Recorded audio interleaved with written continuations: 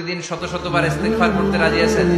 বিশ্বনবী প্রতিদিন 70 বারেরও বেশি ইস্তেগফার করতেন। শুধু টয়লেটে যে মুহূর্তে থাকতেন ওই মুহূর্তে পড়তেন না, টয়লেটে ঢোকার মুহূর্তে বিশ্বনবী ইস্তেগফার করতে পারতেন না, তাই টয়লেট থেকে বেরোয়েই তিনি ইস্তেগফার করতেন। তিনি পড়তেন গফরানাক। কি পড়তেন? গফরানাক মানে হলো আস্তাগফিরুল্লাহ। গফরানাক মানে কি? গফরানাক মানে আল্লাহ আমি আপনার ক্ষমা চাই, মানে আস্তাগফিরুল্লাহ।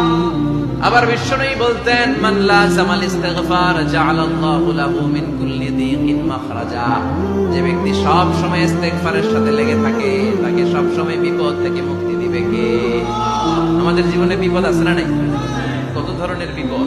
যে কোনো সময় অসুস্থ হয়ে যেতে পারি, যে কোনো সময় দুর্ঘটনার কবলে পড়তে পারি, যে কোনো সময় গুম হয়ে যেতে পারি। কথা কর, এদেশে গুম টুম নাই মনে হয়, ক্রস ফায়ার নাই। কে কোন সময় গুম, কে কোন সময় নাই।